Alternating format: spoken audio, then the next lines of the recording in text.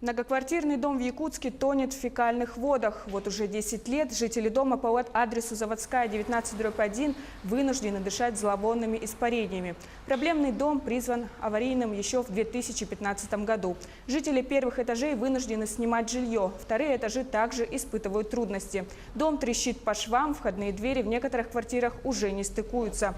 Жители боятся за свою жизнь. В любой момент верхние этажи могут просто провалиться. У многих нет возможности снимать жилье, поэтому они вынуждены жить в таких условиях и ждать долгожданного расселения. 4 года живу, но, как я знаю, здесь постоянно топит. Постоянно здесь в подъезде вода, дом трещит, у нас даже стены разошлись. Ремонт как бы не делаем, потому что делать не получается и средств нету. Ну, постоянно здесь топит, запах идет, дети постоянно болеют.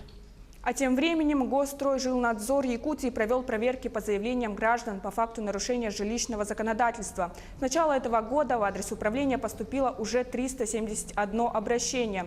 Инспекторы осмотрели дом по адресу Строителей 7, где жильцы второго этажа незаконно установили трубы для слива отходов и сточных вод. Тем самым топят своих соседей. На жалобы и обращения жильцов они не обращают внимания.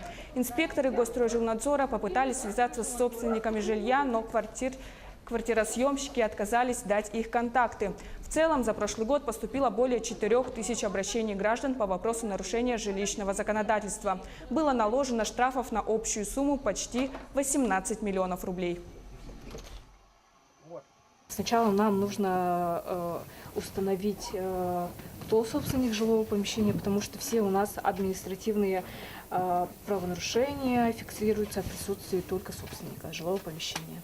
А в случае, если вы не найдете, если она не выйдет на связь? В этом случае мы обычно закрываем рассмотрение в это обращение, но я думаю, с учетом того, что родственники находятся в этом жилом помещении, если мы со второй попытки не сможем ее найти, мы можем через собственников, то есть уже направить заказным письмом акт осмотра, непосредственно попытаться вызвать на протокол, составление протокола об административном правонарушении.